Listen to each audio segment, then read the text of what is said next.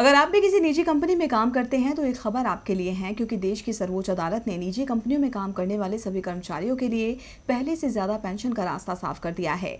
इससे पेंशन में कई गुना की बढ़ोतरी हो जाएगी। लेकिन सुप्रीम कोर्ट ने यह फैसला किस मामले पर सुनाया, आइए पहले उसे देख लेते हैं।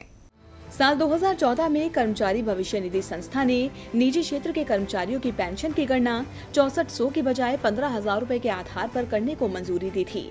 हालांकि इस संशोधन में यह पेच फंस गया था कि पेंशन की गणना कर्मचारी के पिछले 5 साल की औसत सैलरी के आधार पर की जाएगी, जबकि इससे पहले यह गणना रिटायरमेंट से पहले के 1 साल के आधार पर की जाती थी। इसके बाद यह मसला केरल हाई कोर्ट पहुंचा, जहां कोर्ट ने अपने फैसले में 5 साल वाली बाध्यता को खत्म करते हुए कर्मचारियों को उनकी पूरी सैलरी के हिसाब से पेंशन देने का आदेश दिया था। उच्च न्यायालय ने ईपीएफओ से कहा था कि वह सभी सेवानिवृत्त कर्मचारियों को उनकी पूरी तनख्वाह के आधार पर पेंशन दे, न कि अंशदान के आधार पर तय किया जाए, जो कि प्रति माह अधिकतम 15,000 रुपए निर्धारित है। केरल हाईकोर्ट के इस फैसले को ईपीएफओ ने सुप्रीम कोर्ट में चुनौती दी थी, जिस पर अब कोर्ट ने निजी कंपनियों में काम करने वाले सभी कर्मचारियों के लिए पहले से ज्यादा पेंशन का रास्ता साफ कर दिया है। सुप्रीम कोर्ट ने केरल हाईकोर्ट के फैसले को बरकरार रखा है। अपने आदेश में सर्वोच्च न्यायालय ने कहा कि हमें विशेष याचिका में कोई योग्यता नहीं मिली, इसी वजह से इसे खारिज किया जाता है।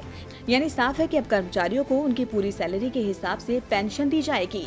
फिलहाल ईपीएफओ द्वारा 15,000 रुपए के बेसिक वेतन की सीमा के आधार पर पेंशन की गणना की जाती है। लेकिन इस फैसले से जहां कर्मचारियों की पेंशन बढ़ जाएगी, वहीं भविष्य निधि में कमी आएगी। अब इसका ज्यादा हिस्सा पीएफ की बजाय कर्मचारी पेंशन योजना में जाएगा, मगर नए नियम के अनुसार इतनी पेंशन बढ़ जाएगी जिससे इस अंतर का फासला बढ़ जाएगा। टीवी लाइव की रिपोर्ट।